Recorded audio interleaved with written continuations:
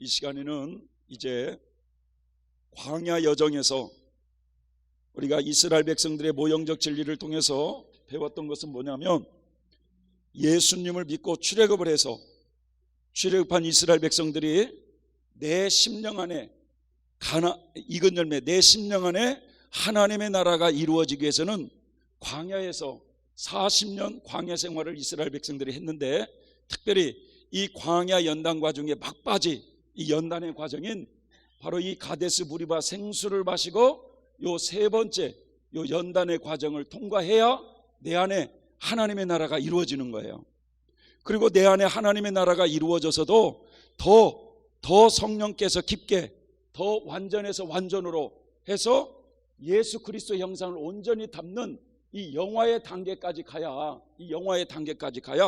완벽한 그리스도의 형상을 이루게 되는 거거든요. 그래서 요 광야에서 가장 중요한 단계가 뭐냐? 바로 요 세 번째 연단의 과정이라는 거예요. 연단의 과정. 자, 이제 이스라엘 백성들이 요 과정을 지나갈 때 어떻게 지나갔는가 한번 보겠습니다. 자, 이스라엘 백성들은 애굽 땅에서 나와서 이제 광야 생활 40년이 지난 정월에 가데스라고 하는 그 장소에 도착을 하게 되었어요. 자, 그곳에서 또 마실 물이 없게 되자 이스라엘 백성들은 모세와 아론을 향해서 원망을 하게 되는데, 자, 그때 하나님께서는 반석에서 생수를 나오게 하셨습니다. 자, 생수를 마시고 이 가데스를 떠나서 호르산 아래에 머물고 있을 때 제사장 아론이 별세해요. 자, 아론의 장례를 지낸 후에 호르산에서 계속해서 이제 진행을 해서 에돔 땅을 지나갈 때 또 식물이 없다고 모세와 하나님을 향한 원망 불평이 또다시 일어납니다. 그런데 이 식물이 없다고, 먹을 것이 없다고 원망 불평하는 백성들에게 하나님은 먹을 것을 보내준 게 아니라 불뱀을 보내서 물게 하심으로 많은 백성들이 죽었어요. 이때 이 구리뱀을 만들어 가지고 장대에 달아 가지고 누구든지 불뱀에 물린 사람은 저 구리뱀을 쳐다보는 사람에게 쳐다보면 살리라는 이 말씀에 순종하는 백성들은 다시금 회복되어 이 광야길을 계속해서 진행하던 중에, 자, 이스라엘 백성들이 비스가산에 이르렀을 때 모세는 아모리 왕 시온에게 사자를 보내서 우리가 당신의 지경으로 당신의 땅을 통과하게 좀 해달라는 거예요. 예, 아모리 왕은 자신의 지경으로 통과하지 못하도록 이스라엘 백성들에게 전쟁을 걸어왔을 때, 이때 하나님께서 이스라엘과 함께 하심으로 이 아모리인들을 물리칩니다.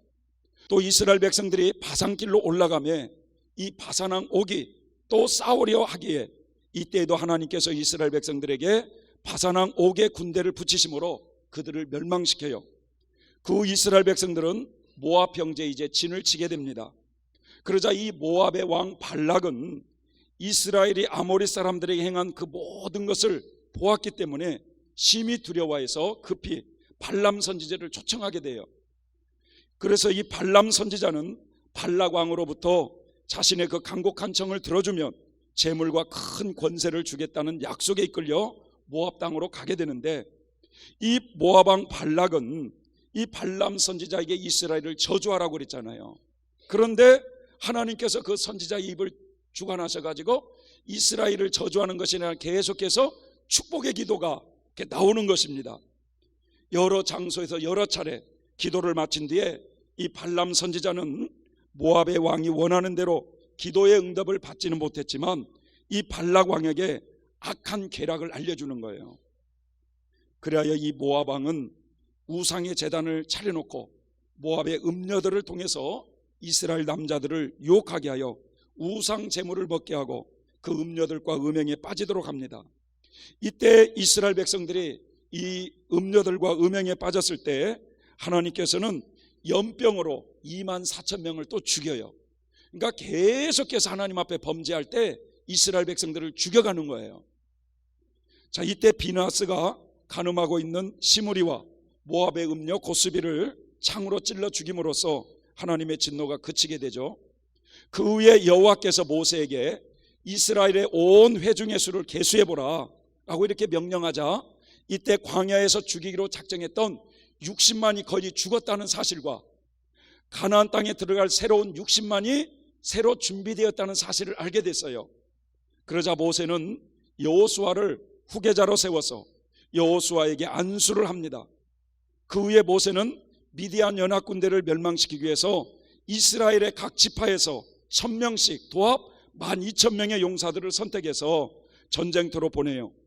그래서 제사장 비느하스가 그 전쟁터의 지휘자가 되어서 12,000명을 이끌고 미디안 5왕의 연합군대를 완전히 멸망시키는 이런 일이 있습니다. 자, 모든 사명을 마친 후에 모세는 모압 평지에 있는 비스가산에서 이제 별세하게 돼요. 마침내 이스라엘 백성들은 모세의 인도를 이제 모세가 죽고 난 다음에 그 여호수아의 인도를 받으며 40년 광야의 길을 다 통과하고 드디어 요단강에 도착을 하는데, 하나님께서 약속하신 그 가나안 땅 입구에 길갈이라고 한 곳에서 할례를 받게 하세요. 할례를. 이스라엘 백성들이 할례를 다 받게 되자 하나님께서 여호수아에게 뭐라고 말씀하냐면, 내가 오늘날 애굽의 수치를 너희에게서 굴러가게 하였노라 라고 그때 말씀을 해주셔요. 그리고 이스라엘 백성들은 유월절을 지키고 여호수아의 지휘 아래 하나님이 약속하신 그 땅을 이제 정복하면서 결국 땅을 분배받게 되는 그런 내용을 볼 수 있습니다. 자, 여기까지 우리가 이 광야의 마지막 연단의 과정인 세 번째 연단의 과정을 한번 잘 살펴보겠습니다.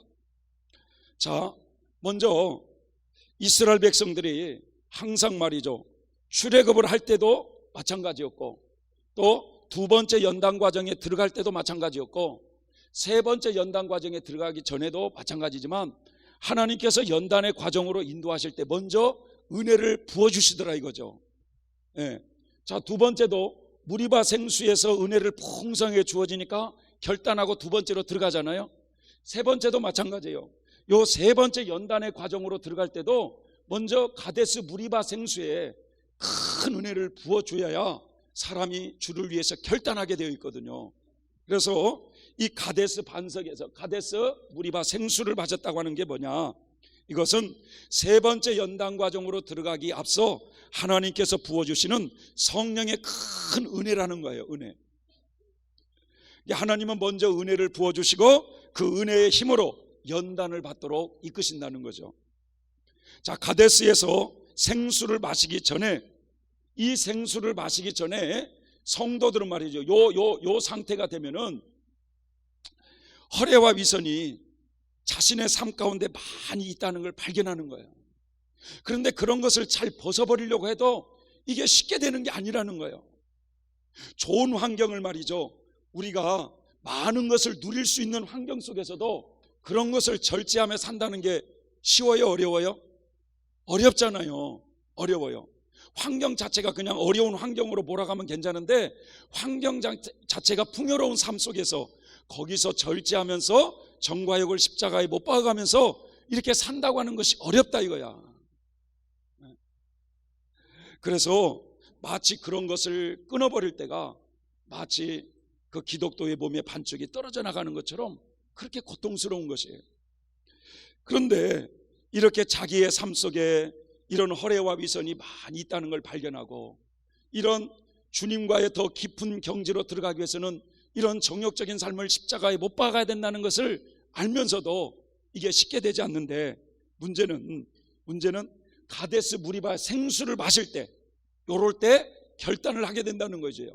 이때 무슨 결단을 하느냐, 이제 손해를 큰 손해를 본다 할지라도, 큰 희생을 치른다 할지라도 정욕적인 육신의 생각을 용감하게 뿌리치면서 철저한 영적 생활로 살아야 되겠다고 하는 이런 각오가 세워지는 거예요. 각오가. 그래서 이때 어떤 각오를 하게 되느냐, 하나님의 뜻이라면 절대적으로 순종하겠습니다. 어떤 손해를 보더라도 주님의 뜻이라면 그 길을 따라가겠습니다. 물속이든 불속이든 하나님이 가라 하시면 가겠습니다. 이게 누구의 은혜로 되는 거라고요? 성령의 은혜로 되는 거예요. 성령의 은혜로. 이게 오직 주님만을 위해서 저의 남은 인생을 바치겠다고 죽으면 죽으리라고 하는 이런 결단과 함께 오직 주님의 뜻 가운데 살겠다는 결단을 하게 된다는 거예요. 자, 그런 결단과 함께 이제 세 번째 연단 과정으로 뛰어든다는 거예요. 그런데 이러한 결단은 다 누구의 역사로 이루어진다는 거예요? 성령의 역사로 이루어진다는 거예요. 자, 세 번째 연단 과정에 그래서 딱 들어가게 되면 이제는 영적인 목표가 뚜렷하다는 거예요. 많은 성인들이 그렇게 말했던 그 영적인 목표가 결국은 하나님과의 일치구나, 일치.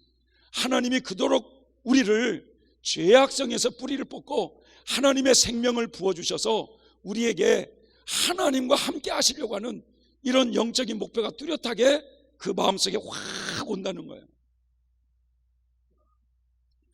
그래서 그런 결단으로 말이죠, 이제 세 번째 연단 과정으로 딱 뛰어들게 되는데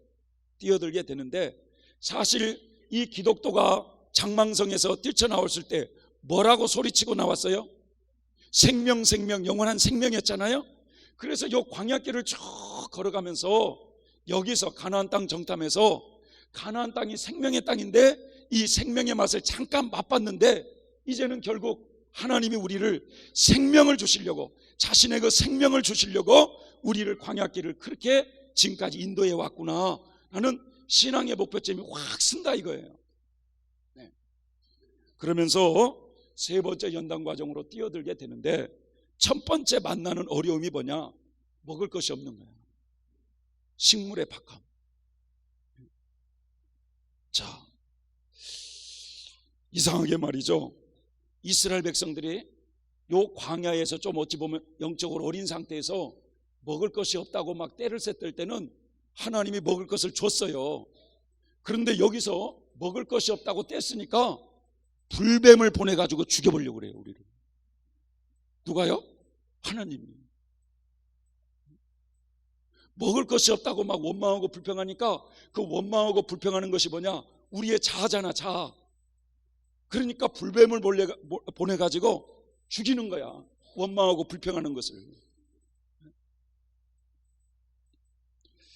그래서 이때 식물이 먹을 것이 없다고 하나님께 다 맡기는데도 하나님의 도우심이 없으니까 순간 말이죠, 참기가 너무 어려우니까 부덕스러움이 약간 나타나는 거예요. 이게 그전에는 하나님께 맡기면 하나님의 도움의 손길이 참 있었는데 이제는 하나님께 모든 것을 맡겨도 하나님의 도움이 없는 것에 대한 실망에 빠지고 좌절에 빠지고 결국 원망 불평이 나올 수밖에 없는 궁지에 빠지더라는 거예요.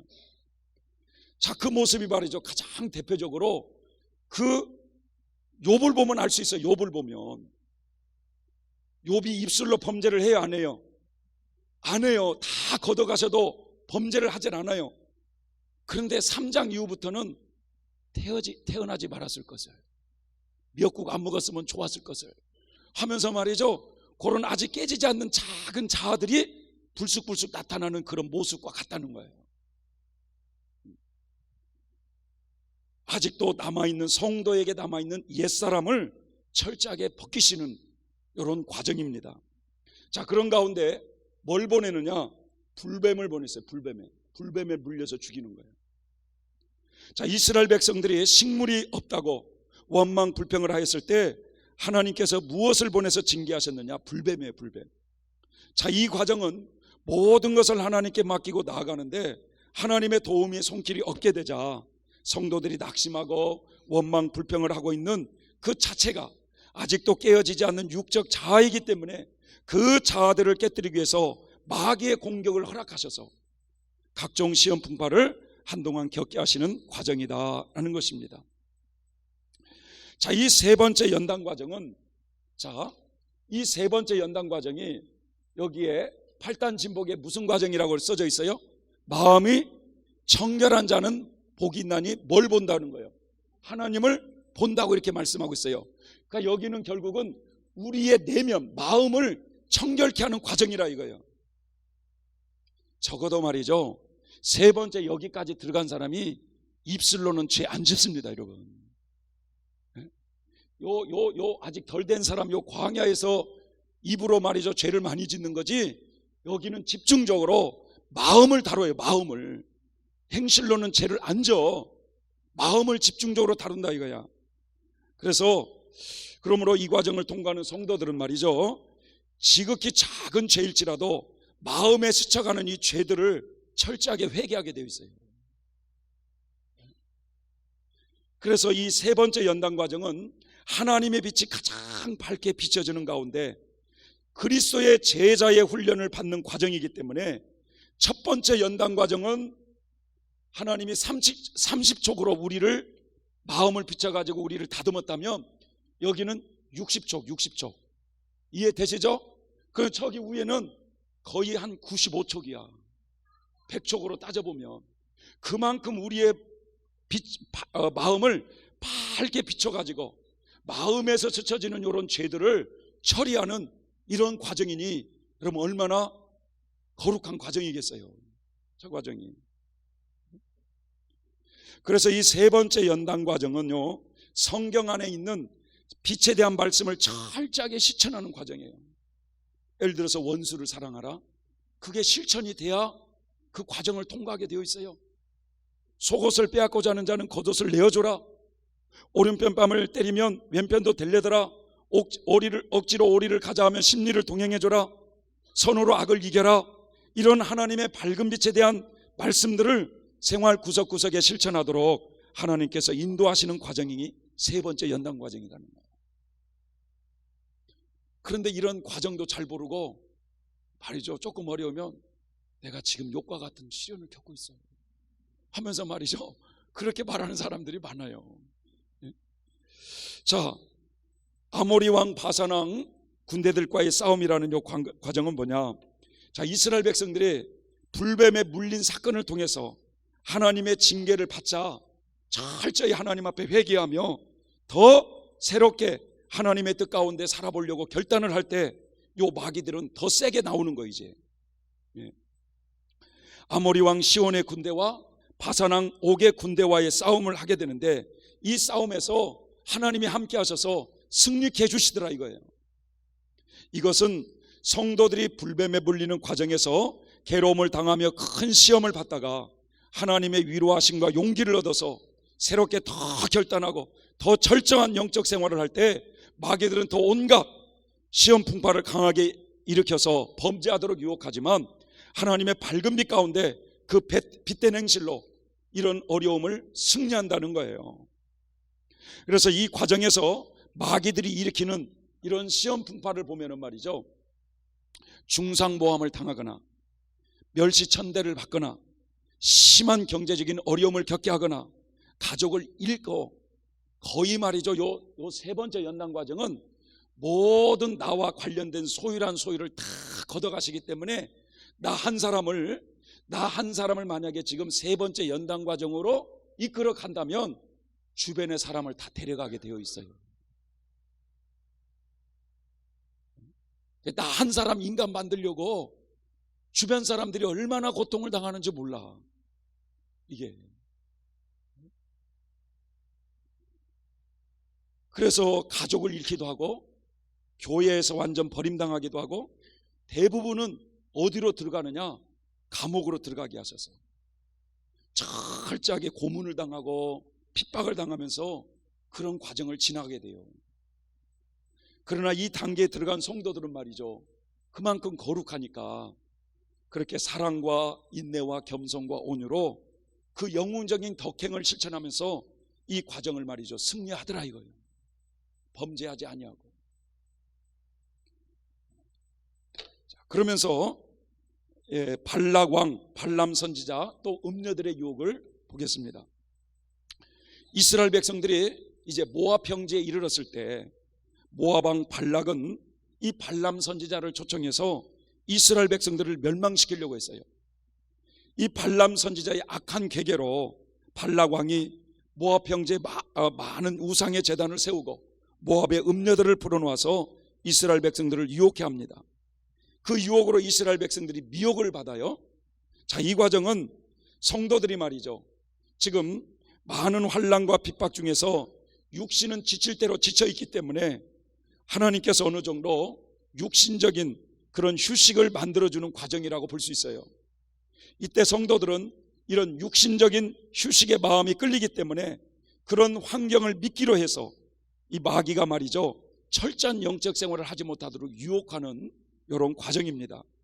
자, 철로 역정을 가만히 보시면 요 세 번째 연단 과정을 뭐라고 표현하고 있느냐면 갓난산이라고 하는 요 산을 올라가는 과정으로 표현을 했어요.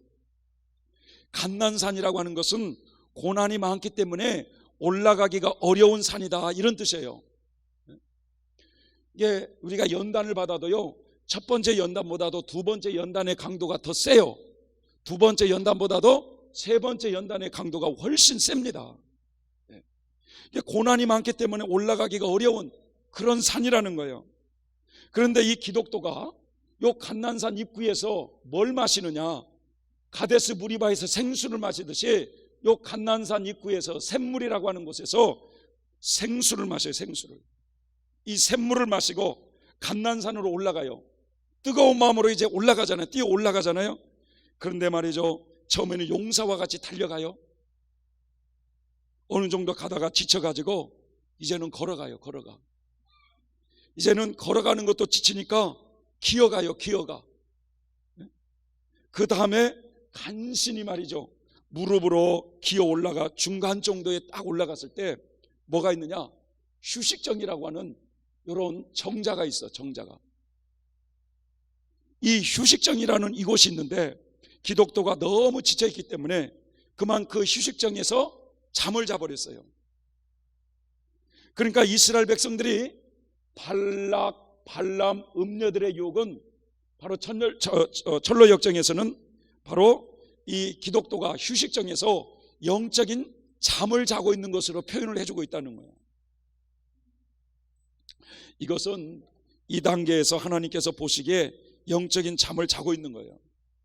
배후의 마귀가 강하게 역사해서 철저한 영적 생활을 하지 못하도록 부추긴다고 볼 수가 있는 것입니다. 정욕적인 것에 약간 유혹을 받는다는 거예요. 유혹을.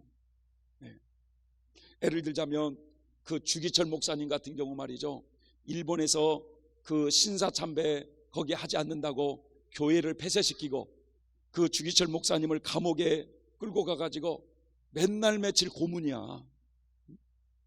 그렇게 그냥 죽지 않을 만큼만 두드려 패가지고 또 감옥에 그 차지창 가운데다 이렇게 넣고, 그래도 굴하질 않으니까 이 일본 순사들이 정욕적인 미끼를 쓰는 거야. 가족으로 보내는 거야. 가족으로. 그래 그 가족의 애정에 미끄러져서 신사참배 하겠다고 이렇게 유혹을 하는데, 그런 과정에서 이렇게 마귀들이 말이죠, 더 철저하게 영적 생활을 하지 못하도록 유혹한다 이거예요. 유혹한다. 자, 그러자 이 휴식정에서 약간의 정욕적인 미끼에 미끄러져서 영적인 잠을 잤을 때 하나님의 징계가 또 뭐냐, 연병재앙이에요. 연병재앙. 하여튼 이 세 번째 연단 과정은 잘 시간이 없어. 잘 시간이. 무조건 하여튼 말이죠, 죽을 각오하는 거예요. 이건 완전히. 이때 제사장 비느하스가 시므리와 모압의 음녀 고스비를 죽였을 때 그 연병 재앙이 그친 것처럼 육신적인 것에 미끄러져서 영적인 잠을 잤기 때문에 하나님께서 징계하신다 이거야. 그래서 일부 백성들이 연병으로 죽어가고 있을 때 대부분의 백성들은 성전 앞에서 회개를 하게 되는데, 이것은 이 과정을 통과하는 성도들이 마귀의 미혹을 받아서 육적 생활에 잠을 잤던 것을 크게 뉘우치고 부끄러운 행실에 빠졌던 죄 때문에 하나님의 징계하심으로 나타나는 그 고통을 철저하게 회개한다는 것을 의미하고 있습니다.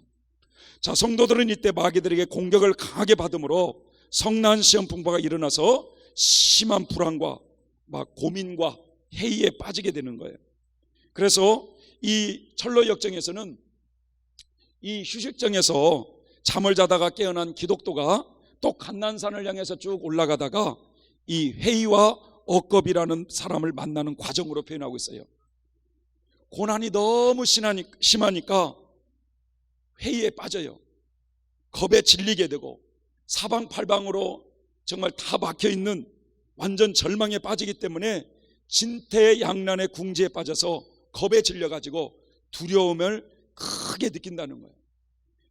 다시 한번 말씀드리면 이 과정을 통과하는 성도들은요, 육신은 매우 지칠 대로 지쳐 있고 세상으로부터도 완전히 고립되어서 막다른 궁지에 빠져서 하나님께서 이 환경에서 나를 건져주실지 아닐지 의심에 빠지게 되고 절망적인 암담한 상황 가운데서 이 회의와 두려움에 깊이 빠지게 된다는 거예요. 그래서 이때 성도들은 말이죠, 하나님이 나를 버렸나 보다, 이러한 심한 불안을 느낀다는 거예요. 심한 불안을. 그래서 누구의 그런 영적인 말에도 이게 도움이 안 되는 거예요. 도움이. 완전히 하나님이 나를 버리셨다고 하는 이런 느낌을 갖는다는 거예요. 그래서 심한 불안과 회의적이고 절망적인 마음에 사로잡히게 되면서 마치 이때는요, 지옥의 고통을 생생하게 느낀다는 거예요. 이 지옥의 고통을. 그러나 이 과정에서 하나님께서는 이 시험의 불길을 통해서 성도가 가지고 있던 아직도 그 아집과 지극히 작은 악습이라도 철저히 정화시키고자 이끄신 하나님의 섭리 속에 진행되고 있다는 거예요. 자, 그러자 이스라엘 백성들을 유혹했던 음녀 심판은 이 철로 역정에서 기독도가 미궁 앞에 있는 발묶인 사자들을 통과하는 과정으로 묘사하고 있어요. 그동안 성도들을 유혹했던 이 마귀의 정체가 여기서 폭로된다는 거예요. 지금까지 성도들 배후에서 역사했던 이 마귀가 하나님의 심판과 함께 그 정체가 드러나는 것입니다. 성도들은 이 과정을 통과할 때 마지막으로 자아가 철저하게 깨어지고 마음 강실이 정결케 되는 것입니다. 그래서 드디어 바로 이스라엘이 새로운 가나안 땅에 들어갈 새로운 60만이 딱 준비가 딱 되는 거예요. 그러면서 모세로부터 이제 안수를 받잖아요, 여호수아가. 그래서 이 과정은 성도들이 말이죠, 이 연병과 음녀 심판 과정을 통과하면서 철저하게 회개하고 정화되었기 때문에 하나님으로부터 큰 위로와 사랑을 받게 됨으로써 드디어 하나님의 생명이, 그 여호수아가 이제 안수를 받은 그때부터 하나님의 생명이 그 속에 내주하게 되어 있어요. 자, 모세는 여러분, 이게 지금 우리의 심령을 중심으로 성장 과정을 얘기하고 있다고 그랬어요. 그러면 모세는 지금 광야에서 지금 역사하고 있는 성령이에요. 성령. 이해되십니까? 그런데 여호수아는 가나안 땅에 이제 들어갔잖아요. 여호수아로부터 안수를 받았다고 하는 그 자체는 이 광야에서 역사했던 이 모세는 우리의 마음 안에서 역사하는 성령님을 의미하고 있어요. 우리의 마음에서 역사하는 성령님. 그런데 우리 마음 안에서 계속 역사에다가 결국 그 성령님은 어디로 들어오기를 원하느냐? 우리 영에 합일되기를 원하셔요. 그럴 때 하나님과의 합일이 이루어지는 거야. 이해되십니까? 우리 마음 안에서 역사하는 성령님은 얼마든지 나갈 수도 있어요. 이해되시죠? 마음하고 영혼을 구분할 줄 알아야 돼요. 그래서 모세가 광야에서 역사하는 40년 기간은 우리 마음에서 역사하는 성령이었고, 이제 모세가 죽고 여호수아가 바톤을 이어받아서 안수를 받았을 때 마음 안에서 역사하는 성령이 우리의 영 안에 들어오는 것을 의미하고 있다는 거예요. 그래서 이제 가나안 땅에 들어가서 여호수아가 인도할 때, 이스라엘 백성들을 인도할 때 우리 영에 합일된 그 성령 하나님이 우리를 이끌어가는 것을 모형으로 보여주고 있는 거거든요. 자, 철로 역정에서는 그래서 이스라엘의 새로운 60만이 채워졌다는 것이 계수 숫자를 세워봤고, 여호수아가 안수를 받은 이것을 철로 역정에는 기독도가 미궁이라는 곳에서 뭘 받아요? 이게 하나님의 전신갑주를 여기서 입어요. 이 하나님의 전신갑주를 입는다고 하는 거 잘 여보세요. 기독도가 출애굽할 때 전신갑주 입었습니까? 아니에요. 요 좁은 문을 통과할 때 전신갑주를 입은 것도 아니에요. 언제 입었냐? 요 세 번째 연단 과정이 다 끝나고 나니까 하나님의 전신갑주를 여기서 입혀주더라 이거예요. 여기서. 네. 그래서 여러분, 하나님의 전신갑주를 입어야만이 마귀의 계계를 이길 수가 있는 거예요. 이해되시죠? 우리가 군대 용어인데 이 전신갑주라는 것은 이 군인이 앞과 뒤에 이런 창이나 이런 게 찔리지 않게 해서 갑옷을 입는 거와 마찬가지거든요. 그러니까 이 하나님의 전신갑주를 입어야 마귀를 이길 수가 있어요. 그래서 성경에 보면 마귀를 대적하기 위해서 무엇을 입으라고 말씀하고 있어요? 하나님의 전신갑주를 입으라고 말씀하고 있는 거거든. 그런데 하나님의 전신갑주를 내가 입고 싶다고 그래서 빨리 입혀주는 게 아니라 입혀주는 장소가 있다 이거예요. 광야 연단 과정을 다 받아 맞춰서 이제 정결하게 되니까 이제 너는 됐다 하면서 하나님의 전신갑주를 입혀주는 거예요. 그래서 이제 여러분, 하나님의 전신갑주를 입은 사람들은 누구를 이기는 사람이 되느냐? 마귀를 이기는 사람이 되는 거예요. 이 하나님의 전신갑주를 입는 이 체험에 대해서 이 과정을 지나갈 때, 하나님의 전신갑주를 입을 때 어느 무명의 성도가 어떻게 간증을 했는지 한번 잘 들어보세요. 이 과정을 통과할 때 매일매일 극심한 시험 풍파에 시달리던 중에 하나님의 풍성한 위로와 사랑과 지혜가 그 3일 동안 내리더니 그 다음날 새벽 2시경에, 항상 말이죠, 좋은 일은 새벽에 일어나. 새벽 2시경에 이 자신의 몸 안에서 싸우는 소리를 들은 거야. 실제적으로 이 의지와 정욕이 서로 싸움을 하는 소리를 들은 거예요. 의지와 정욕이. 의지가 정욕에게 뭐라고 말씀했냐면, 나는 지금까지 너 때문에 많은 죄를 졌기 때문에 이제는 너와 결코 같이 살 수 없다. 의지가 어떻게 해서라도 이 정욕을 떼어보려고 그러는데, 정욕은 또 뭐라고 그러냐면, 무슨 소리냐, 나는 지금까지 너와 함께 했고 결코 너를 버릴 수 없다고 하면서 너를 꼭 나와 함께 같이 살아야 된다고 하면서 의지를 어떻게 해서라도 붙잡으려고 하는데, 서로 말이죠, 의지와 정욕이 싸우더니 고무줄 늘어지듯이 쭉 늘어지더래. 쭉 고무줄 늘어지다가 정욕과 의지가 뚝 끊어져 버리더래요. 그때부터 말이죠, 마치 몸의 크기와 같은 무슨 바위 덩어리가 머릿속에 꽉 차게 들어오는 것처럼 착 입혀지더래요, 자기 몸에. 그러면서 생명의 감각이 손끝, 발끝, 머리끝을 비롯해서 온몸에 신비로운 이 하나님의 생명과 평강이 온몸에 충만하기 시작하더라는 거예요.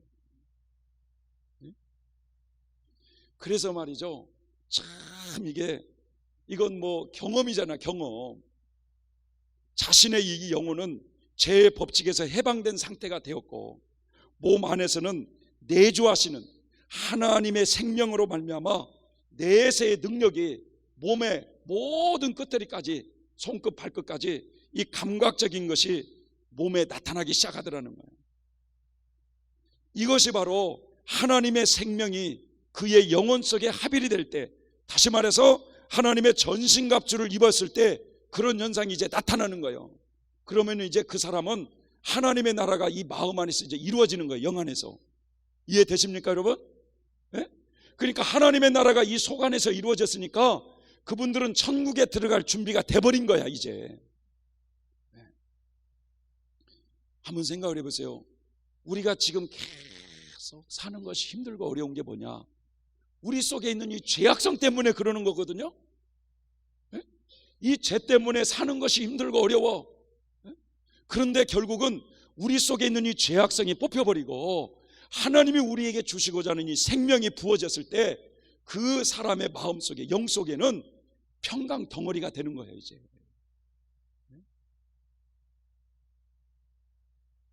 그 은총을 주시려고 우리를 지금 광야길에서 훈련하고 있는 줄 믿습니다. 자, 이 하나님의 전신갑주를 입고 난 뒤에 마지막 마귀와의 싸움이 뭐냐? 미디안 연합군대와의 싸움이에요.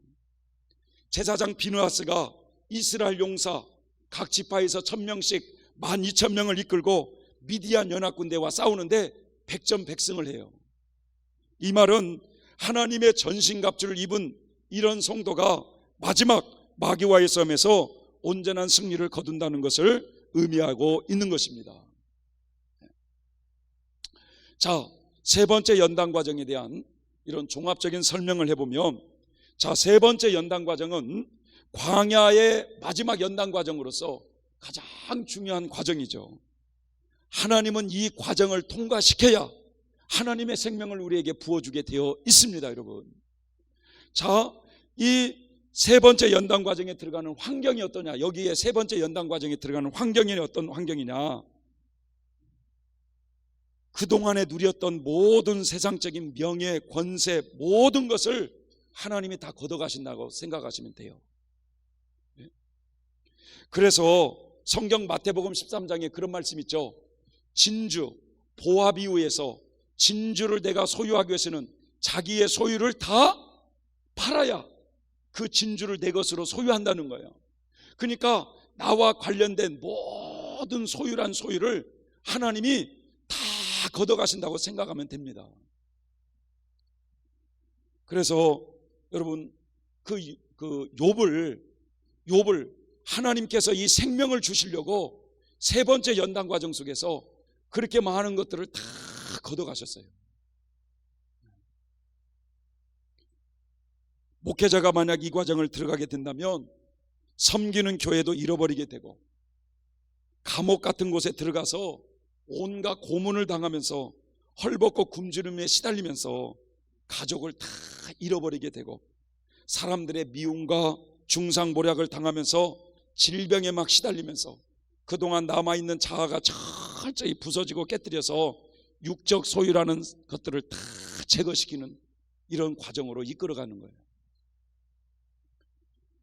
여러분, 일제의 산정은교회 그 담임했던 주기철 목사님 같은 경우는 신사참배 반대라고 하는 그 이유 하나만으로 일본 경찰에 붙잡혀 가가지고 감옥에서 수년 동안 말이죠, 온갖 고난을 받으면서 이 세 번째 연단 과정을 그렇게 들어간 거예요.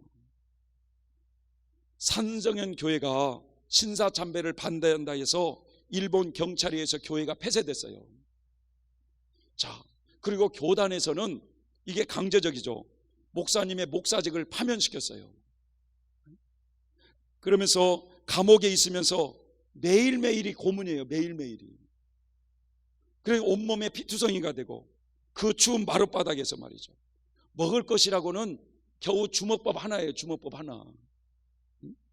그러니 여러분, 그 추운 겨울에 무슨 거기에 난방이 들어오겠어?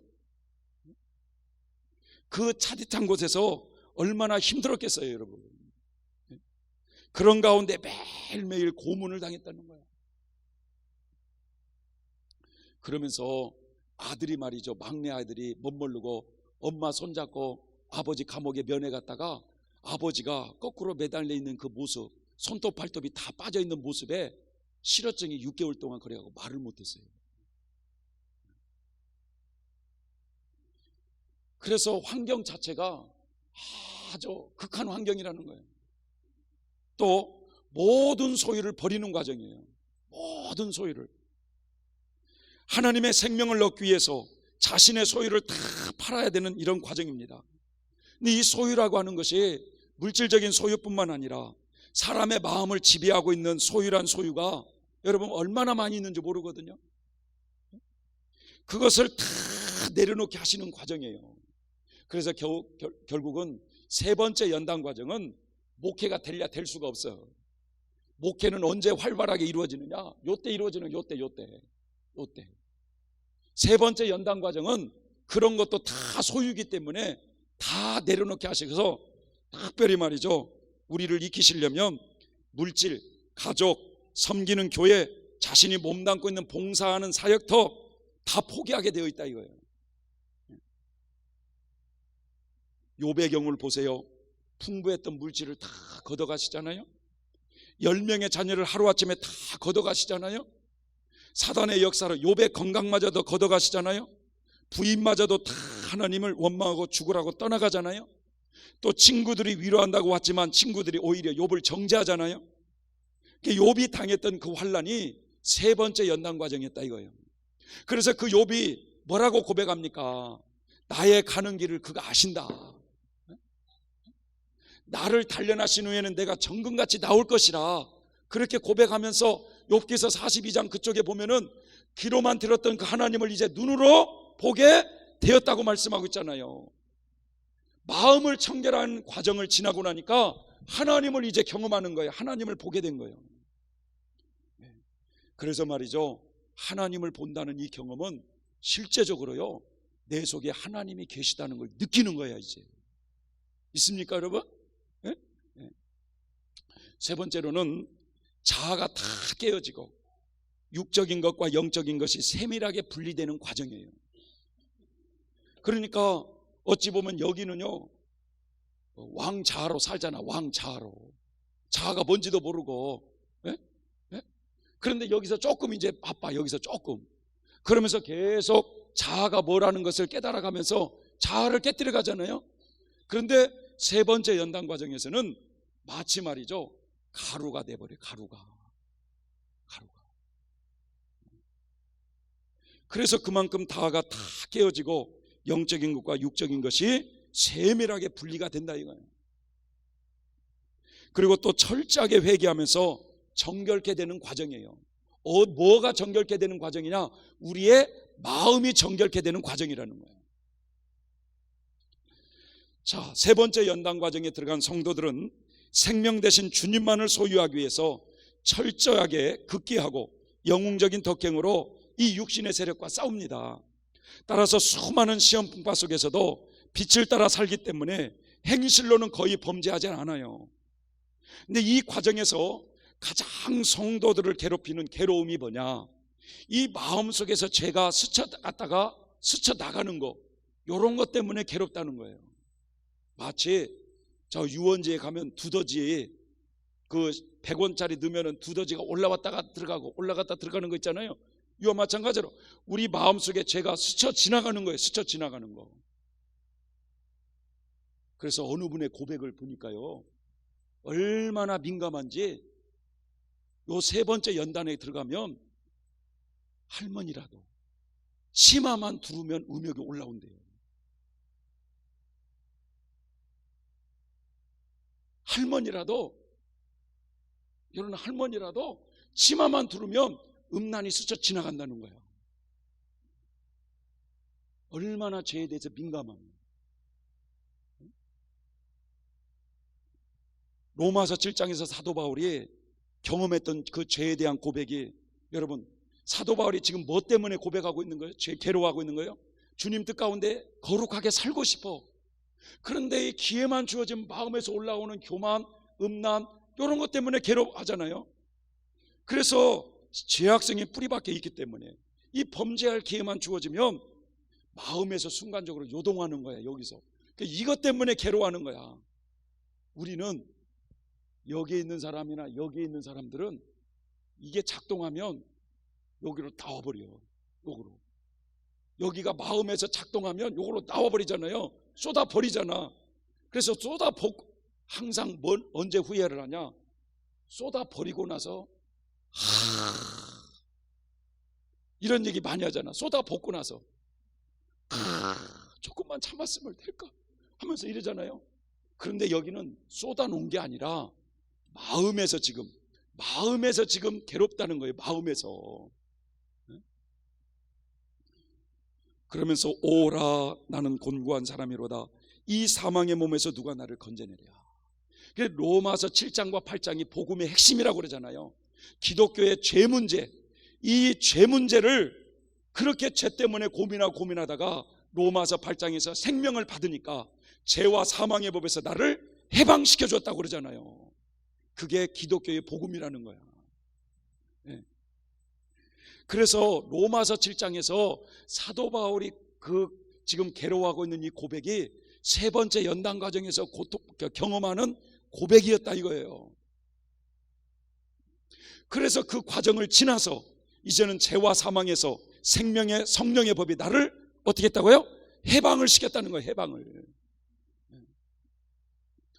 또 볼까요? 실업자와 같이 되는 죄성과 정욕. 그러니까 죄악성과 정욕이 실업자가 된다는 건 뭐예요? 할 일이 있다 없다? 없는 거야. 여기는 말이죠, 공장이 얼마나 잘 돌아가는지 몰라. 범죄할 기회만 주어지면 일거리가 너무 많이 나와. 그런데 이제 세 번째 연단 과정 막바지에 가니까 죄악성과 정욕이 일이 할 일이 없어. 왜냐? 예를 들어서 욥이 물질을 다 걷어가고 자식을 걷어가면 A씨가 나와야 되는데 주는 자도 여호와시요 취하신 자도 여호와시라고 하면서 죄악성이 실업자가 되는 거예요. 실업자가. 그러니까 죄악성과 정욕이 할 일이 없으니까 그걸 이제 뽑아버리는 거예요. 이제 뽑아버리는 거예요. 네. 십자가 요한성자가 있어요. 십자가 요한성자. 자, 이분은 말이죠. 자, 하나님과의 영성 결혼을 위해서는 두 개의 밤을 지나야 된다고 그랬잖아요. 두 개의 밤. 그런데 하나는 감성의 밤과 하나는 영성의 밤을 지나야 되는데 이분이 말이죠. 이 영성의 밤을 어떻게 해석했는지 한번 잘 들어보세요. 십자가 요한성자는요, 세상적인 소유를 다 버리고 그리스도를 얻기 위해서 수도 생활을 하고 있는 그 수도자들의 영성 지도자로서 일생을 바친 분이기 때문에 이 영성의 밤을 통과하는 성도들을 내적으로 외적으로 그렇게 경험하는 것, 이것을 잘 관찰할 수 있었어요. 그래서 이 영성의 밤에서 이분이 뭐라고 말씀하냐면, 이 영성의 밤을 통과하는 영혼은, 잘 들어보세요, 영성의 밤을 통과하는 영혼은 모든 소유를 버리게 되고, 아까 모든 소유를 버린다고 그랬잖아요. 모든 소유를 버리게 되고 우리의 묵은 인간, 이 묵은 인간이라는 게 뭐예요? 우리의 옛사람이잖아요. 옛사람. 우리의 이 묵은 인간을 벗기시고, 옛사람을 벗기시고 그리스도 안에서 새로운 인간을 만드시기 위해서, 새로운 인간을 만드시기 위해서 성도들이 요 광야에서 경험했던 묵은 능력, 묵은 애착, 감성까지 이걸 다 벗기시고 지성은 어둡게 하고 의지는 메마르게 하고 기억은 텅 비게 해가지고 과거에 있었던 모든 영적인 체험들을 다 비워버린다는 거예요. 그래서 이런 없애버림은 장차 사랑의 합일이라고 하는 이 신비롭고 실제적인 하나님의 사랑이 그 영 안에 들어오기 위해서 요구되는 원칙이라고 말씀하고 있어요. 우리가 여기 광야길에서 많은 그런 하나님을 체험하는 이런 것들은 외적인 은사를 다 비워버린다는 거예요. 그래서 이 영성의 밤을 통과하는 성도들의 영혼이 가장 심하게 아픔을 겪게 되는 것은 뭐냐? 자신의 부끄러운 죄 때문에 하나님이 자신을 버렸다고 하는 강한 느낌을 받는다는 거예요. 이러한 영성의 밤이 영혼을 쪼일 때면 죽음의 그림자와 그리고 지옥의 고통을 아주 생생하게 느끼게 되는데, 그것은 내 속에는 하나님이 없다는 것을 뼈저리게 느낀다는 겁니다. 뿐만 아니라 이 영성의 밤을 지날 때 오는 고독, 이 영성의 밤을 지나갈 때 오는 고독으로 말미암아 어떤 가르침이나 어떤 영성 지도자들을 통해서 위로를 해주고 이런 것들이 도움이 안 된다는 거예요. 이때 말이죠, 마치 손과 발이 다 묶여져 가지고 캄캄한 지하 감옥에 갇혀 있을 때 움직이지도 못하고 이러지도 못하고 아무런 도움을 받을 수 없는 그런 상태처럼 아주 빈곤하고 초라하고 연약한 상태에 빠지게 되는데, 이것은 영혼이 일체 세상의 낙을 멀리하고 버림으로써 하나님의 사랑을 받기 위해서 하나님이 그렇게 이끌어 가신대요. 그래서 이분이 말이죠, 이 영성의 밤을 통과하고 나서 영성 결혼이 이루어지면 이때부터 비로소 신앙의 어른이 된다라고 표현을 했어요. 신앙의 어른이.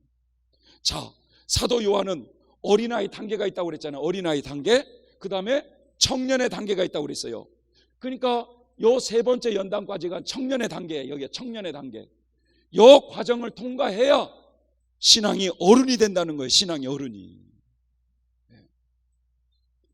자, 그러면 이제 이분이 뭐라고 그러냐면, 신앙의 어른이 되면 이때부터는 하나님의 위대한 일을 한다는 거예요. 그런 사람들을 통해서. 왜냐? 그것은 인간의 능력이라기보다는 하나님의 능력이, 내세의 능력이 그 사람 속에 들어왔기 때문에 하나님이 그 사람을 도구 삼아서 하나님의 위대한 일을 하게 된다는 거예요. 성도들이 영성의 밤을 통과하면서 행실이 정결케 되고 마음이 순수하게 되어서 하나님의 뜻을 거스르지 않게 되면 이때부터는 하나님의 빛이요 폭포처럼 흘러들어온다는 그런 고백을 하십니다. 무슨 말이냐? 네? 자, 마음과 행실이 우리가 정결케 되면 우리 마음 안에서 그동안에 역사했던 성령이 어디로 들어온다고 그래요? 우리의 영 속으로 딱 들어오는 거야. 이걸 다른 말로 표현하면 마치 무당을 보면 마귀하고 합일이 돼 있잖아요. 이걸 반대로 생각할 때 하나님의 신이 합일이 된 거야. 쉽게 말하면 하나님의 생명이 우리 안에 딱 들어오면 이제 어떤 현상이 일어나느냐? 어떤 현상이 일어나느냐? 우리 눈에 보이지 않는 하나님의 보좌로부터요, 우리 눈에 보이지 않는 하나님의 보좌로부터 생명수가 흐르게 되어 있어요. 생명수가 어디로 들어오느냐? 요 이마를 통해서 들어와요. 요 이마로. 네? 요 미간과 미간 사이에 요 이마 있죠? 요 사이로 하나님의 생명수가 쏟아 부어지기 시작하는데, 때로는 말이죠, 폭포수 같은 소리가 들리면서 이게 쏟아 온다는 거야. 그러면 여기서 여기로 들어와서 어디로 들어가느냐? 쭉 내려가서 배꼽 밑에 있죠? 배꼽 밑에서 온몸에 번지게 돼가지고 평강 덩어리. 그래서 이 마귀도 말이죠, 이것을 알고 여기다가 붙여도 여기다 뭘 박아놔 버렸잖아요. 아, 여기다가 박아놓으면 누가 뭐라고 그래? 그런데 여기다가 박아놨잖아요. 여기다가. 이게 다 의미가 있어요, 여러분. 왜 여기다가 박아놨겠어? 여기다가 박아놓으면 이해가 안 돼? 여기다가 박아놓으면 이해가 안 돼? 이리로 들어온 거야. 이리로. 그래서 여러분, 얼굴을 씻을 때라도 혹시라도 이리로 더러우면 안 들어오니까 여기를 많이 씻으시기 바랍니다. 마음이 깨끗해야 들어오지. 그러니 여러분, 우리 눈에 보이진 않는데 하나님의 생명의 그 폭포수가 성령이죠. 성령, 생명의 폭포수라고도 하는 그 폭포수가 쇠하게 강하게 들어올 때는 그 외에 그 폭포 있잖아요. 큰 폭포에서 물 떨어지는 소리 있잖아요. 그런 소리를 들리고, 그런 소리가 실제적으로 청각으로 들으면서 요 속으로 들어온대요. 요로. 그러면 그 하나님의 영이 그 사람 속에 그렇게 세차게 밀어올 때 그 사람의 영 자체는 평강 덩어리야. 평강 덩어리, 기쁨 덩어리, 희락 덩어리. 무슨 말인지 이해가 돼요? 한 번이나 우리는 경험을 해봤어야지. 이걸 하나님은 말이죠, 가장 좋은 것을 우리에게 주기를 원하시고 있거든.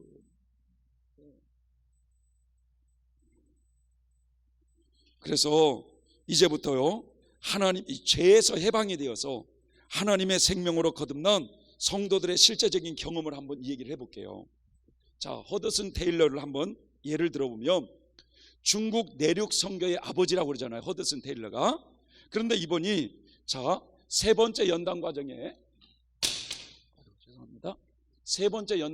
딱 들어가자마자 가장 먼저 잃은 것이 그의 맏딸을 데려가셔서 하나님이. 자, 그러면서도 그 맏딸을 데려갔을 때 그 슬픔도 가시기 전에 복음이 한 번도 전해지지 않는 양주 지역으로 여러 선교사들과 함께 복음을 들고 가다가 거기서 양주 폭동 사건이 일어나요. 그래서 그 선교사들의 집이 불타고 또 몽둥이로 막 두들겨 맞고 그러면서 많은 피해를 입게 되는데, 영국의 매스컴에서는 어떻게 보도가 됐느냐? 이 선교사들이 대포와 총검을 앞세워가지고 강제적으로 예수를 믿으라고 하니까 중국 사람들이 중국 사람들이 거기에 이제 분노를 해가지고 이렇게 이제 전쟁이 일어나게 되었다 하면서 오히려 그 내륙 선교회라고 하는 중국의 그 허드슨 테일러가 이끄는 선교회가 잘못돼서 그렇다고 하는 이런 비방을 하면서 비방을 하고, 그러니까 선교에 도움을 줬던 사람들이 다 끊어진 거야.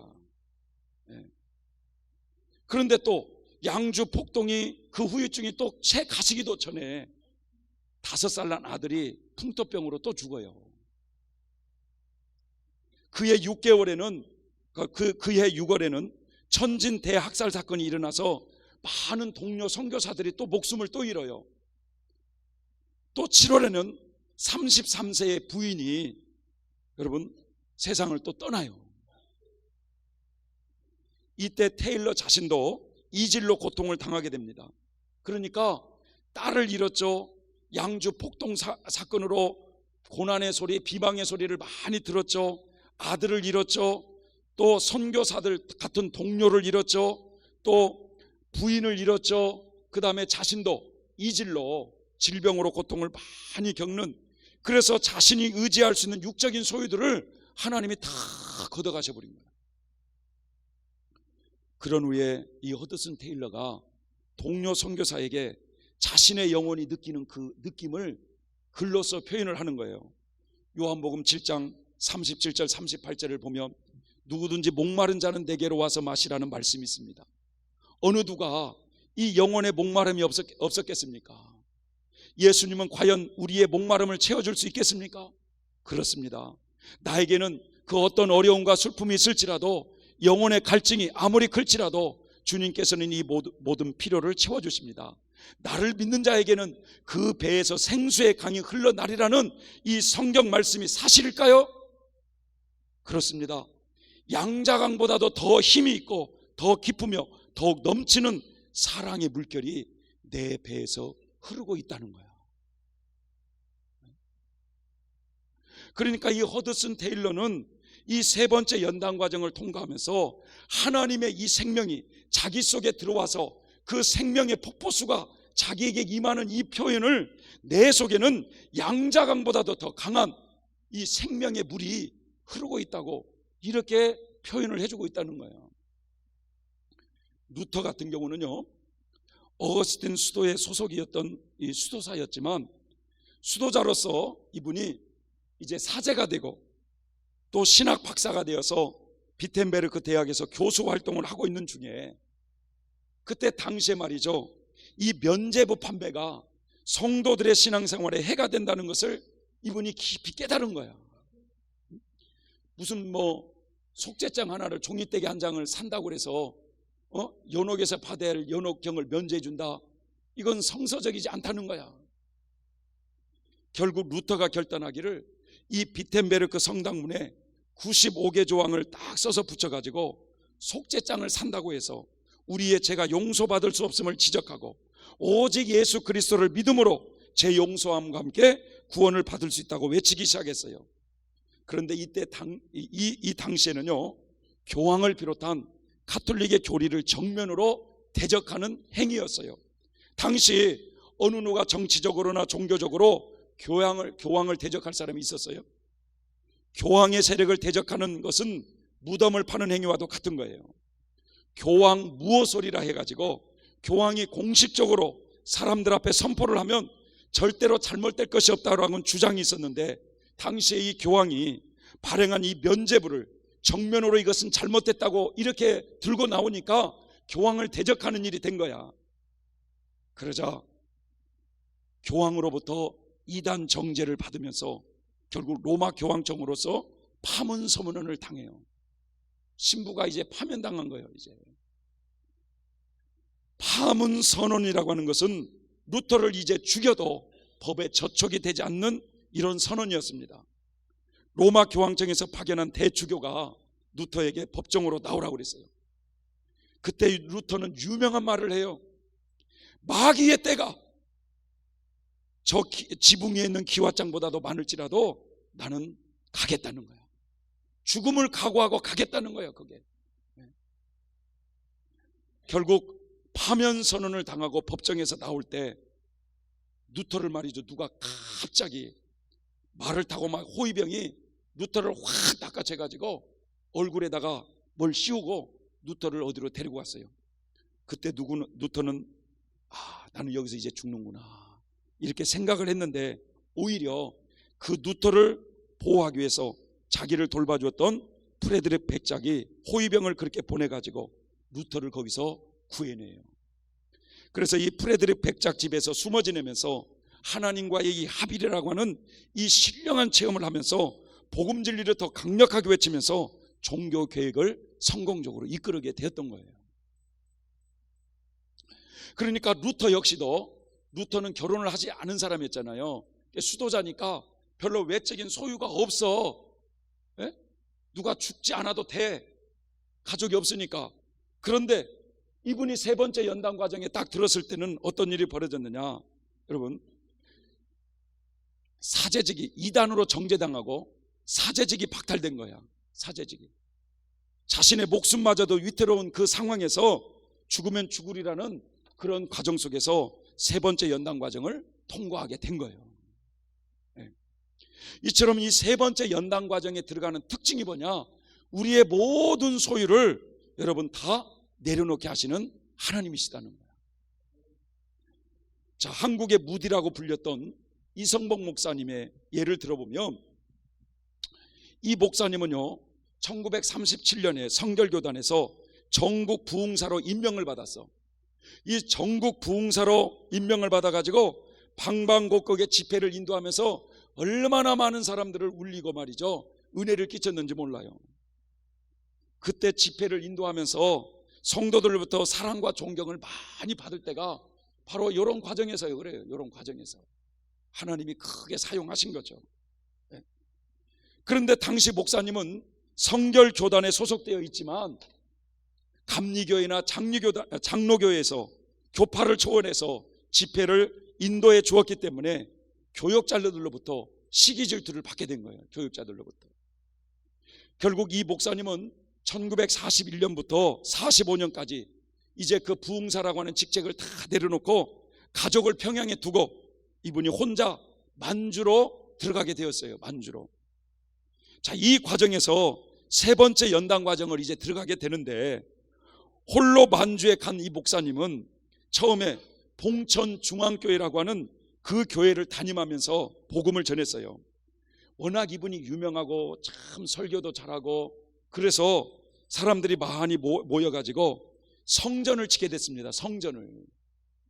성전을 쳤는데 어느 날 마적대들이 거기 교회로 몰려오더니 왜 여기다가 교회를 세웠느냐는 거야.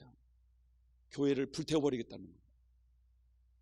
그러면서 하는 말이, 목사가 성도들 앞에 발가벗고 춤을 추면 교회를 불 안 태우겠다는 거예요.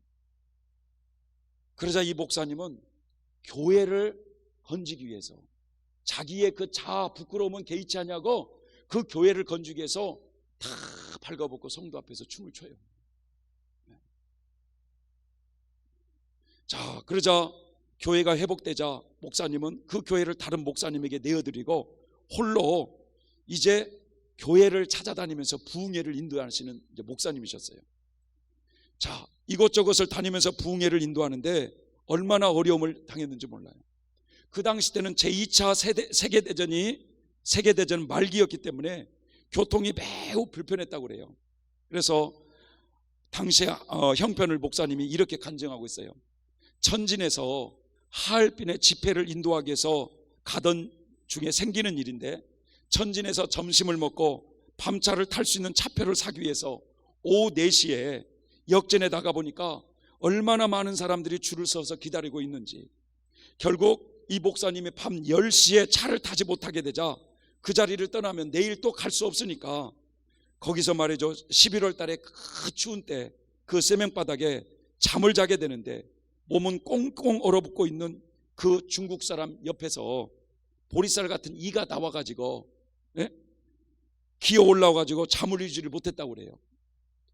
그런데 이튿날 아침 식사도 못하고 오전 10시에 기차를 탔는데 얼마나 사람이 많은지 가방을 든 채 콩나물 시루 같은 그 열차 안에서 11시간을 서서 갔다는 거예요. 11시간.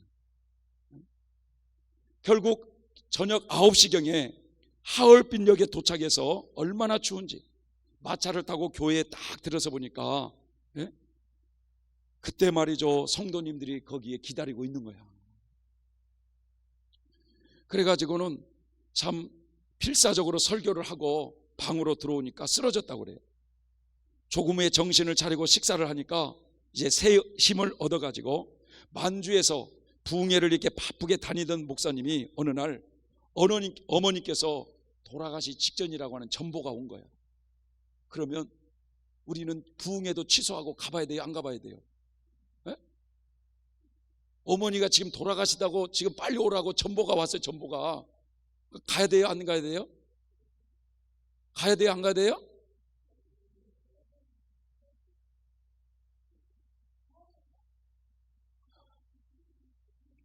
말은 저렇게 해도 본인이 당하면 직접 갈 사람이요.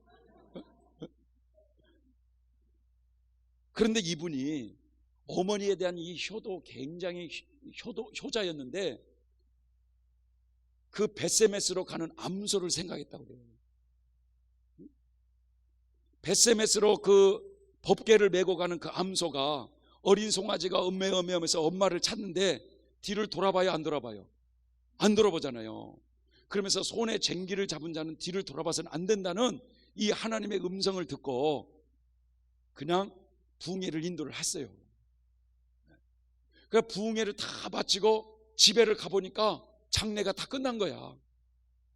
그래서 장례 때 수고했던 사람들을 위로하고 이제 다시 평양으로 이렇게 가려고, 아니 그 만주로 가려고 평양을 들렸는데 그 어린 딸들이 남의 집에서 거기서 그 딸들이 있었던 거예요. 그런데 말이죠, 그 어린 딸들이 얼마나 그 추운 냉방에서 두 딸이 저희들끼리 말이죠 배급받은 쌀로 죽을 써서 먹고 있더라는 거예요. 딸이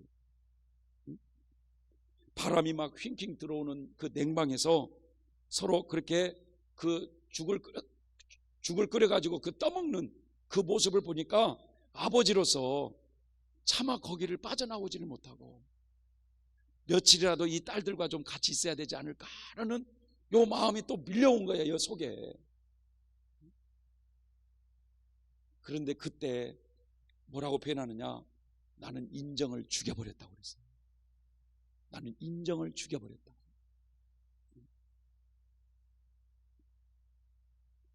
아버지는 만주 교회 집회를 가야 되니까 지금 가야 된다 라고 하니까 그 딸들이 말이죠, 추운데 말이죠, 아버지를 전송하겠다고 또 역전까지 다 오는 거야. 또 그러니까 그런 모습을 보면서 만주 집회를 미루고 돌아갈까, 이런 것이 마음에 계속 왔는데 그때 인정을 죽여버렸다는 거야. 그러면서 이제 또 만주로 가가지고 계속 집회를 인도하는데 황해도 사리원에서 큰 어려움을 당합니다. 목사님을 통해서 은혜 받은 설교 내용을 어느 장로님이 그걸 적어 놓은 거야. 그런데 그 내용에 뭐라고 나왔느냐? 예수를 사랑하지 아니하는 사람은 저주를 받으리라. 주께서 강림하시리라. 자연계의 징조를 보라. 주를 사랑하지 않는 개인이나 나라는 망한다. 이런 설교 내용을 써놨는데 그 장로님의 그 공책을 말이죠, 이 황해도 사리원에 이 부흥 집회를 하기 위해서 그 장로님이 옆을 끼고 가다가 이 경찰서장한테 이걸 들킨 거야. 그래가지고 그 호시라고 하는 이 형사부장에게 걸리게 돼가지고 이 호시라고 하는 이 형사부장이 당시에 기독교를 아주 싫어했고 목사님들을 많이 그렇게 괴롭힌 유명한 사람이었대요. 그래서 이 호시부장이 그 장로님을 취재한 결과 이성범 목사님을 잡은 거야 이제.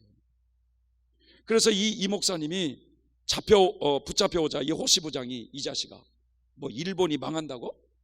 너 콩밥 좀 먹어봐라 해가지고 팬티 하나 걸치지 않는 벌거벗은 모습으로 추운 마룻바닥에 잠을 자게 한 거야. 온갖 모욕을 주면서 심하게 고문을 했어요. 이때 예수님이, 아니 그 목사님이 그렇게 팬티 하나 걸치지 않고 그렇게 고문을 당하면서 추운 마룻바닥에서 잠을 잘 때 십자가에 벌거벗으신 예수님을 생각하게 됐다고 그래요. 그런데 이 감옥에 갇히는데 이 감옥에도 말이죠, 서열이 있잖아요. 또 서열이 이 뭐라고 그러나 두목이 있었는데 그 목사님에게 뭐라고 말씀하냐면 먼저 들어온 사람이 선배다 하면서, 야 이 늙은아 너는 앞으로 저 똥통 옆에서만 밥을 먹으라고 그 목사님한테 그런 거예요. 그러면서 말이죠, 그 꽝패 두목이 일어나라는 거예요. 그런 목사님은 그냥 일어나는 거예요. 자아가 깨졌으니까 일어나는 거지, 우리 같으면 당신이 뭔데 일어나라 말아야 하면서 싸울 것 거예요. 그런데 그냥 일어나는 거야. 그냥 옷 벗으라는 거야. 옷 벗었어요. 춤추라는 거야. 춤췄어요. 그러면서 이분이 말이죠, 이 겸손의 골짜기를 잘 통과하게 해달라고. 그런 모욕 가운데 완전히 목회자라는 그 목회자의 인격을 다 완전히 뭉개버린 거예요, 쉽게 말하면. 결국 말이죠, 그 감옥에서 6개월 만에 이제 추록하게 되어서 이제 만주로 돌아와서 교회를 다니면서 집회를 인도하는데, 목사님이 이때 생생한 간증을 통해서 많은 성도들이 은혜를 받았다고 그래요. 드디어 1945년 8월 15일 날 우리나라는 일제 압박에서 해방을 받게 되는데, 그때 목사님은 무너진 재단을 수복하라는 이 하나님의 음성을 듣고 남쪽으로 가족과 함께 이렇게 넘어오게 된 거예요. 그분이. 이렇게 목사님은 일제의 그 압박을 극심하게 받았을 때, 그 시대에 그렇게 근 5년이라는 세월 동안에 세 번째 연단 과정을 통과하면서 하나님의 성명으로 거듭난 교회 시대의 이긴 자가 된 거예요. 그래서 성결교단에서 가장 유명한 목사님은 이성복 목사님을 뽑아요. 이성복 목사님. 자, 이처럼 여러분, 세 번째 연단 과정은 하나님과의 이 합일이라고 하는 경제에 이르기 위해서 모든 소유를 다 내려놓게 하시는 이런 과정이라는 걸 우리가 알아야 될 때, 여기서 한 가지 우리가 중요하게 생각해야 될 것은 뭐냐. 자, 자아가 깨어져가는 이 과정에서, 말이죠, 많은 소유를 누리며 살다 사람일수록, 여러분, 세 번째 연단 과정에 들어가면 소유를 버리는 것 때문에 고통이 심할까요? 안 심할까요? 심하죠. 자, 예를 들자면 욥이라고 하는 사람과 예수님의 제자를 한번 비교를 한번 해볼게요. 자, 욥이라는 사람은 요 과정에서 많은 소유를, 하나님의 축복을 받아서 많은 소유를 누리면서 살았어요. 자, 그런데 세 번째 연단 과정에 들어갈 때 재산이 다 빼앗겼죠. 자, 10명의 자녀들이 다 죽었죠. 또 자신도 병이 들었죠. 부인도 떠나갔죠. 그 소유들이 다 떠나갈 때마다 이 욥이 고통이 얼마나 심했겠어요. 그러지 않겠어요?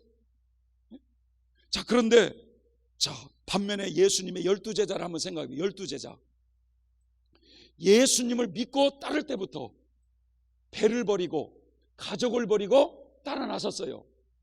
이해되시죠? 그래서 이 예수님의 12제자들은 광야에서 그렇게 버려야 되는 소유가 별로 없어요. 소유가. 이 예수님의 12제자들이 세 번째 연단 과정에서 가장 자기의 소유란 소유를 다 걷어간다고 그랬잖아요, 하나님이. 그러면은 제자들이 세 번째 연단 과정에 들어갔을 때 하나님께서 그들에게 뺏어가는 소유는 뭐였을까요? 예수님을 뺏어가 버린 거야. 예수님을. 그들에게 있어서는 예수님이 가장 큰 소유였어요. 소유. 그래서 예수님을 여기서 잃어버려요, 그들이. 네? 그리고 방황하다가 나중에 부활하신 예수님을 만나서 다시금 회복이 되잖아요. 그러니까 문제는 뭐냐, 욥하고 예수님의 12제자를 가만히 비교해 볼 때 12제자들은 이 처음 예수님을 믿고 출발할 때부터 소유들을 많이 버리고 떠났기 때문에 소유 버릴 게 별로 없었던 거야. 그래서 여러분, 우리가 말이죠, 장차 7년 대환란에 다 들어가게 될 때, 특히 후 3년 반에는 적그리스도가 세상을 지배하게 될 때, 적그리스도를 경배하지 않고 적그리스도를 따르지 않으면 모든 소유를 다 잃어버리게 되어 있거든요. 그럴 때 여러분, 자식에 대한 거, 재물에 대한 거, 좋은 환경, 섬기는 교회, 다양하게 소유들이 우리가 얼마나 많습니까? 그럴 때 적그리스도가 온 세상을 지배하기 때문에 그 적그리스도를 따르지 않으면 모든 것을 다 잃어버리게 되어 있다는 거예요. 그러니까 이때 그 재산을 잃어버리는 것은 말할 것도 없고, 가족을 잃어버리는 것도 말할 것도 없고, 자신의 육적인 소유를 다 잃어버리게 될 때, 여러분, 우리에게 아픔이 오잖아. 아픔. 소유를 잃어버릴 때 아픔. 그러니까 지금 우리가 이 광야길을 걸어갈 때 자식도 부모도 항상 주 안에서 사랑하고 주 안에게 때로는 맡기고 이런 훈련을 잘해야 된다는 거예요. 믿습니까? 네? 그러니까 이런 세 번째 연단 과정에 들어갈 때는 우리의 그 애정이 다 끊어지게 되어 있거든요. 그러니까 그럴 때는 천국에서 만나자. 네가 어떤 모습으로 죽는다 할지라도 천국에서 우리 만나자 하는 하나님께 맡기는 신앙으로 되어야 되는 거예요. 그런데 자식이라고 하면 끄뻑 죽어. 여기서 듣다가도 빨리 밥 줘! 라고 하면은 밥 차리기 위해서 가는 거야. 그만큼 끈질겨요. 끈질겨. 이 애정이. 근데 이런 것을 순간순간 하나님께 맡기는 훈련이 잘 돼야 우리가 정착 세 번째 연단 과정에 대환란을 통과할 때 여러분 믿음을 지킬 수가 있습니다. 여러분.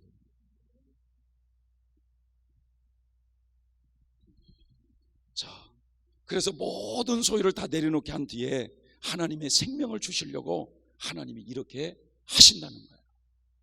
자, 그러면서 이스라엘 8단 진복에서는 무슨 단계라고 그랬어요? 마음이 청결한 자는 복이 있나니 저희가 하나님을 볼 것이며 라고 이렇게 표현을 했습니다. 자, 이제 이 죄에서 해방이 되어서 하나님의 생명으로 거듭나게 되면 하나님의 보좌로부터 생명수가 흘러내린다고 그랬잖아요. 그래서 이 생명수가 시작이 되면은 어떤 증상이 나느냐, 이 성인들이 이런 체험을 하면서 다양하게 표현을 했어요. 자, 아빌라의 텔에서는 요 생명수 폭주를 뭐라고 하냐면 사랑의 공세가 시작되었다. 하나님으로부터 사랑의 물결이 공격하는 세력과 같이 자신에게 이 말을 통해서 흘러 들어온다는 거야. 그래서 사랑의 공세라고 표현하고 있어요. 사랑의 공세. 자, 썬다싱은 뭐라고 표현하고 있어요? 은혜의 소낙비가 내리기 시작하는데 강하게 혹은 약하게 내리지만 끊어진 적이 없다는 거야. 끊어진 적이. 그래서 하나님의 생명으로 거듭나면 반드시 하나님의 생명으로 거듭난 사람들에게 나타나는 징조가 하나님의 보좌로부터 생명수가 요 이마를 통해서 부어지게 되는데 잠잘 때는 모른다는 거예요. 잠잘 때는. 그런데 잠에서 또 깨어나면 바로 이걸 또 느낀다는 거예요. 한 번도 끊어진 적이 없고 천국에 가서도 영원히 그것이 이루어지게 되어 있습니다. 여러분, 워치만이는 뭐라고 표현했느냐, 구원을 받을 때부터 십자가의 주관적인 역사로 말미암아 자아가 깨어지고 나면 이 암흑의 밤을 지나서 부활의 아침을 맞이하게 되는데 그때부터 생수의 강이 흘러 들어온다 이렇게 표현을 했어요. 이게 생명수 폭주라는 얘기예요. 지금 자, 중국 내륙 선교의 아버지라고 하는 허드슨 테일러는 양자강보다도 더 힘이 있고 깊으며 더욱 넘치는 생수의 강물이 내 배에서 흐른다는 거예요. 이게. 네. 마더 테레사는 뭐라고 말씀했느냐, 이 세상을 품을 수 있는 하나님의 사랑이 내 안에 있습니다. 이게 다 경험적인 진리야. 경험적인 진리.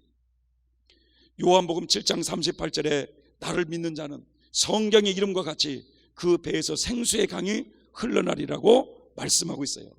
이처럼 여러 성도들이 다양한 표현으로 말씀하고 있지만 동일한 생명수 폭주 경험이다 이거예요. 이게.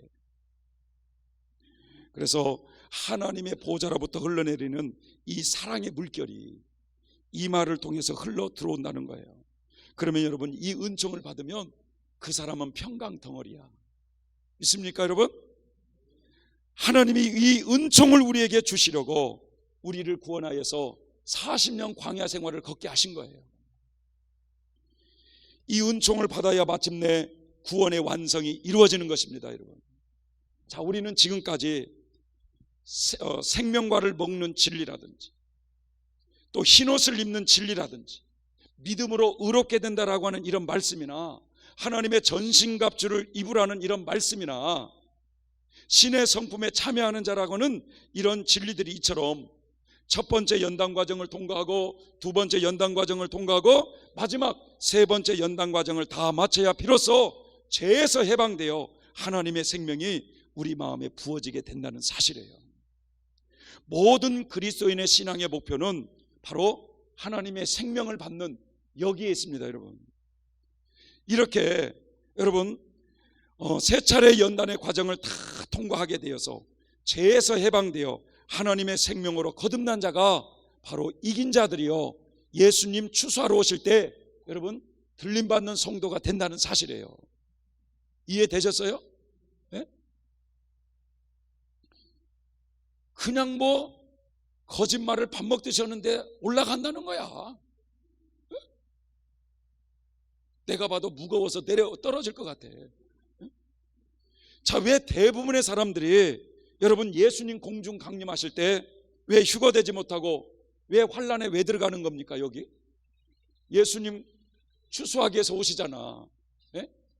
그런데 나팔부 때 나의 이름 많이 부르지만 왜 대부분의 사람들이 휴거되지 못하고 환란을 통과해야만 될까요?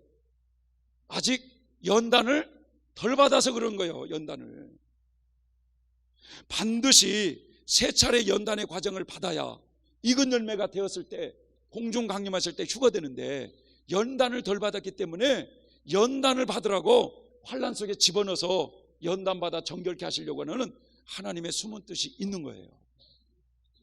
또 왜 성도가 말이죠, 이 땅에서 세 차례 연단의 과정을 다 받지 못하고 저 죽은 후에 저 영계에 가서도 왜 연단을 받아야만 되느냐? 이스라엘 백성들이 세 차례 연단의 과정을 다 받은 것처럼 이 땅에서 이 과정을 다 받아 맞지 못하고 죽으면 저 영계에 가서도 나머지 연단을 받아서 정결해질 때 천국 문이 열려진다 이거예요. 이해되십니까? 그런데 뭐 이제 뭐 아멘 해가지고 그렇게 믿으라고 했다가 아멘 해가지고 죽어가지고 전국에서 만나보자 하면서 천국 갔다는 거야. 그런 싸구려 복음이 어디가 있어요, 여러분? 천국이 여러분 그렇게 가볍게 느껴지세요? 네? 쉽게 얻어지는 게 아니에요. 피 흘리는 싸움이 있어야 이런 영광이 얻어지게 되어 있습니다. 자, 교회 시대 동안 예수님을 믿고 세 차례의 광야 연단 과정을 다 통과해서 이 죄의 법에서 해방되어 하나님의 생명으로 거듭난 성도들이 누구냐? 그분들이 바로 휴거 성도라는 거, 그분들이 바로 어린 양의 신부라는 거, 그분들이 바로 교회 시대 이기신 14만 4천의 승리자들이라는 거. 자, 그런데 하나님의 생명으로 여러분 이렇게 내 안에 하나님의 나라가 이루어졌어도요, 여기서도 더 웨슬리는 뭐라고 표현했느냐? 이 과정을 완전해서 완전에 이르는 과정으로 성장되어 간다는 거예요. 또 여기서도. 그래서 여기 보면은 여기 철로역장에 보면은 여기서도 또 뭐예요? 허화식 과정이 있고 또 의옥성 과정이 있고 미지라고 하는 요 과정이 있어. 요 과정을 통과해야 영화의 단과에 이른다는 거, 완전한 경지에 이른다는 거야. 하나님이 모든 성도를 하나님이 부르시는 단계가 무슨 단계라고 그랬어요? 소명 단계라고 그랬잖아요. 소명 단계. 자, 소명 단계인 그들을 성장시켜서 때가 되면 칭의 단계에 이르고, 칭의 단계에서 득의 단계에 이르고, 득의 단계에서 영화의 단계까지 성장시킨다고 그랬잖아요.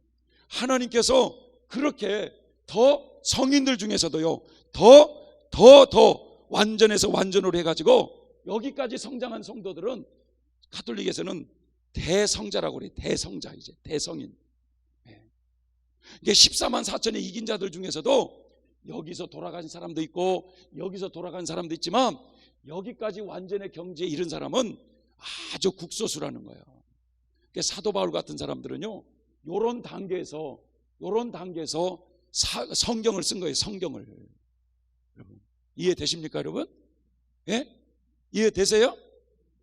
저와 여러분들이 듣고 있는 이런 진리도 거저 주어지는 게 아니에요. 지금 이 영적인 피나는 투쟁을 해서 영적으로 높이 성장해서 이 마지막 때를 사는 성도들을 위해서, 이 마지막 때에 사는 성도들에게 용기와 힘을 주고 믿음을 끝까지 지키라고, 여러분 그런 성장 속에서 이런 진리가 정돈된 거예요. 여러분 믿습니까 여러분? 그러니까 헌금도 많이 하세요. 뭐든지 공짜로 받으려고 하지 말고 값을 치러야 되는 거야. 예? 나는 그렇게 생각이 들어요. 난 돈 얘기는 잘 안 해요. 그래서 어쨌든 우리가 어떤 사람들은 이것이 이런 진리가 있구나 하면서 너무 귀하게 여기는 사람이 있는가 하면 그냥 은혜 받고 끝나는 사람들이 있어요. 이 귀한 값어치를 모르고 있다는 거야. 이번 성회에 끝까지 참석하셔서 이런 영적인 눈을 뜨셔가지고 이 마지막 때 하나님의 구원 계획을 확실하게 부여잡고 이 마지막 사는 인생, 한 번 사는 인생, 가장 보람되고 값진 인생을 사는 게 뭘까? 여기서 답을 얻고 가시길 바랍니다. 아멘이십니까?